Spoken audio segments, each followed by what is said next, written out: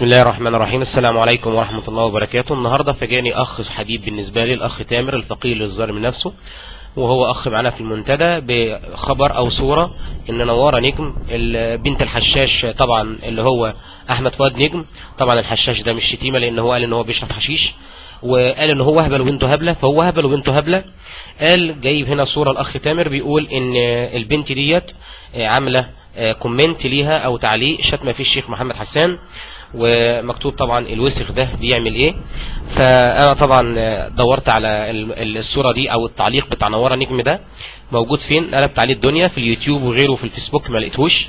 فطبعا انا نزلت هنا وعملت مشاركة بعديها بشوية للاخ، فقلت له ان انا دورت عليه الموضوع ده مش لقيته سيدنا، انا قلبت النت على الصورة دي مش ملاقيها، ممكن تكون فبركة او يا ريت تقول لي مصدرها ايه للضرورة. فالاخ مشكور جاب لي الرد بتاعها، قال لي شوف اللينك يا غالي، اللينك في تويتر.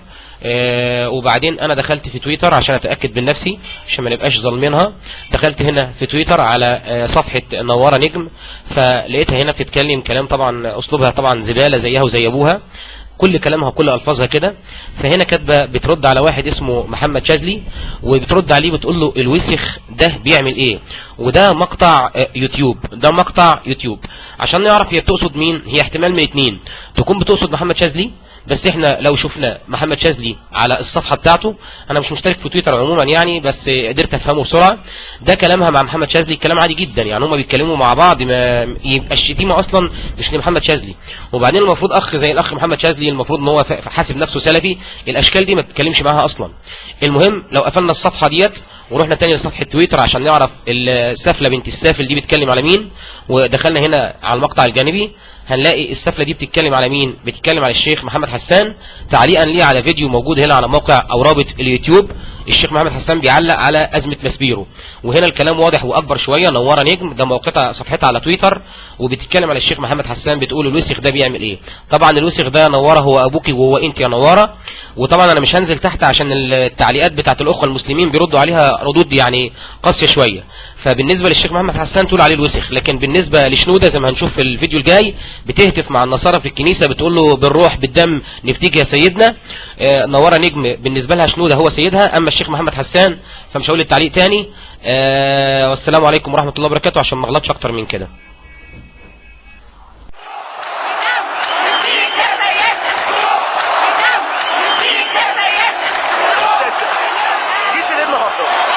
النهارده مش هنيجي نسيب. انا جيت عشان قالوا لي ان في ترتيبات للبابا، فجيت عشان ابقى معاه.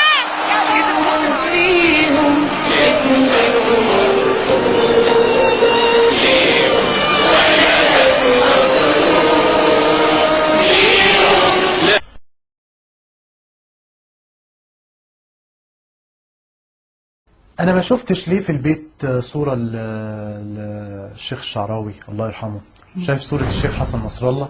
كمان تلاقي صورة كمان لسماحة الإمام الخميني، لأنه قائد ثورة عظيمة جدا، ثورة شعبية أطاحت بحكم شاهنشاهي فاسد ومعادي للإسلام ومعادي للعرب ومعادي للإنسانية، فأنا بحبه. بس ده حب جديد. لكن انت لما تخش بيوت ناس دلوقتي تلاقيهم معلقين صورة جيفارا ولا صورة غاندي، بقى يعني عايزيني احب غاندي واكره الامام الخميني ازاي يا ناس؟ جننتوني. يعني هو كان ثوري، الناس بتحبه على ثوريته. اكيد يحبوه، بس انا مين انا ومال غاندي؟ انا عندي الامام الخميني برقبة مليون غاندي. هل طلبت موعدا من سماحة السيد حسن نصر الله لرؤيته او الاجتماع به؟ حصل. شفته؟ حجيت؟ لا ما حجتش. هحج ان شاء الله لما النظام السعودي ده يسقط. لو النظام ده مش موجود اروح طبعا.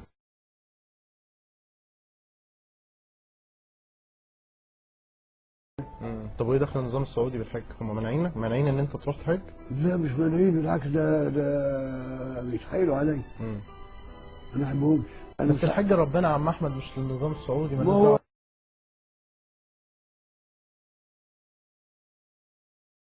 أنت شتمت الشيخ القرضاوي عندما قال أن الشيعة هم أشد خطرا على السنة على الأمة عفوا. أيوة. من إسرائيل. طيب الشتم ولا مش شتمش؟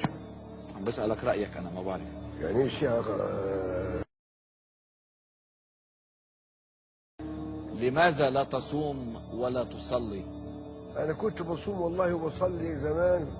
المصوم انا عندي 8 سنين، بس بقى الامراض بقى انا عندي قرحه في المعده. فقط هذا الشيء الذي يمنعك؟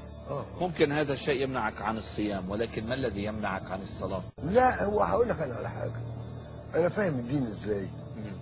ما هو انا برضو حلو ده، الاسلام ده حاجه عظيمه والنبي ده حاجه عظيمه، انا مش هقعد طول النهار اعمل كده. مش ملاحظ انه كل شيء بحياتك عامله على قياسك وعلى راحتك؟ طبعا. ما في محرمات، ما في مقدسات، ما في ممنوعات، ما في خطوط حمر. اللي انا اقرره.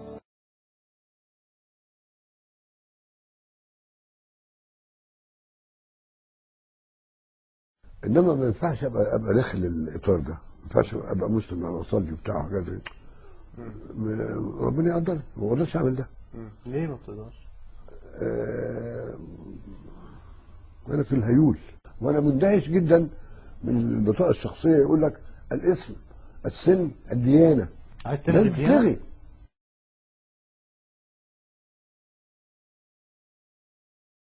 طيب ليش اعتبروا انه كان بدك شيء مع الشاي؟ شيء ما اعرفش في دماغهم ايه.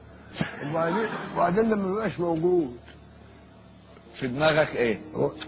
انت في دماغك ايه؟ انا حشاش، انا حشاش، انا حشاش، انا حشاش. في حد يقول عن حاله حشاش؟ هو في حشيش دلوقتي؟ ما فيش. المعمول دلوقتي مغشوش يا ابو العمام، كل حاجه مغشوشه. مش عم تقدر تاخد حشيش الايام؟ هو فين الحشيش؟ لو في اشرب دلوقتي.